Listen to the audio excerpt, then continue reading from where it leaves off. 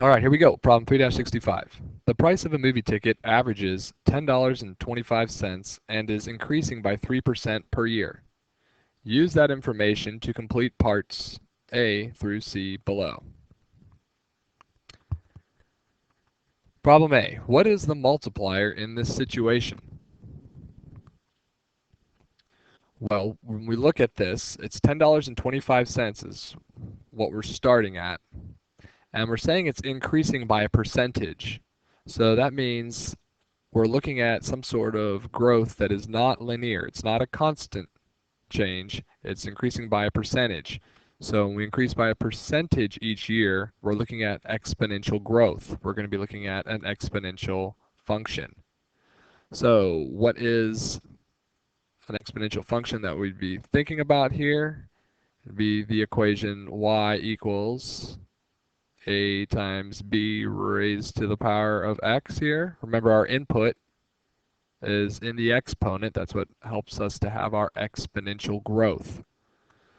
So we need to make sure we identify the parts of the equation that we need. A, remember, is our starting value, our starting point. And our b value is our multiplier. That's what it's asking us to find in part A. What is the multiplier in this situation? Well, if we think about the amount that we have that we're starting with, it'd be $10.25. Let's just go ahead and include that right now.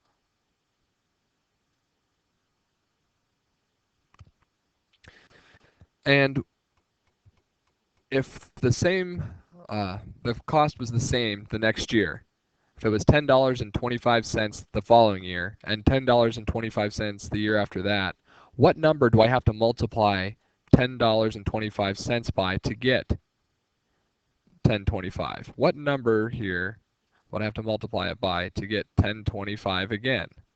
And we should know that when we do that, it would be 1. 1 would keep our value the same. Now in our problem, our cost is increasing by 3% each year, but we need to make sure we understand what's causing the actual exponential growth. So if we kept it the same here, we'd be multiplying it by 1, like we said there. That's like 100%. In order for my value to increase, I need to have a number that is greater than 1. So to have a number that's greater than 1, if I'm increasing by 3%, that means I'm going to be changing the value of my ticket, or how much it costs, to 103% of what it was. How do we write 103% as a decimal? Remember, 1 is what 100% would be. So let's take that, let's write that over here. This is like 1.00. I think some of us are comfortable with that. 1.00 is the same thing as 100%. 3% is like 3 cents. It's like saying 0.03. Well, we add those together, we should have 1.03, or 1 300ths, would be our multiplier.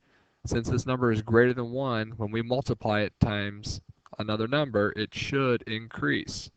So for part A here, when we're trying to figure out what our multiplier would be, our multiplier should be 1.03.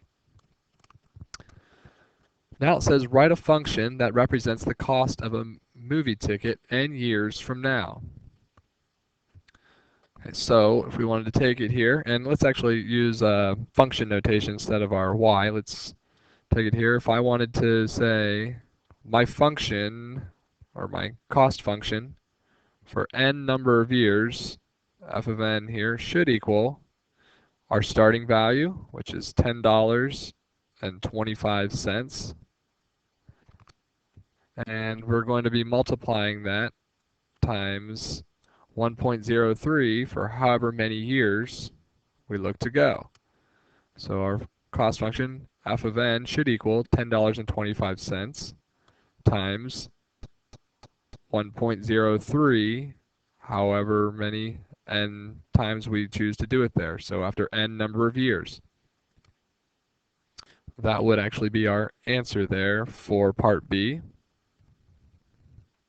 Now you can use different designations. You could have used Y. It wants n years for our tickets there, so you could have done T of n there. I chose F. Whatever you decided to use, your teacher may choose to have you do it one specific way. Make sure you listen to what they want there. Also make sure that you don't write your n down here next to it to show that you're multiplying by 1.03 again and again and again. You need to show that it's being raised to some sort of higher exponent. The last part, C, says, if tickets continue to increase at the same rate, what will they cost 10 years from now? Well, remember, n is representing the number of years. So in order to solve that, or to come up with that answer there, we're going to say, what is our cost going to be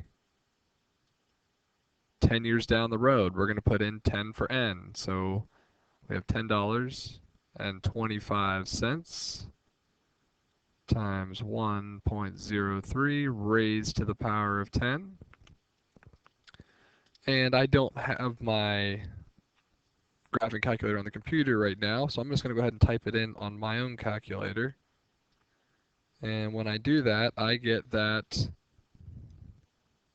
my value after 10 years will be $13, and I have, it gives me 13.775 dot dot dot. What we'll end up with there, remember we want to round it to the nearest cent here because we're talking about money. That would be $13.78.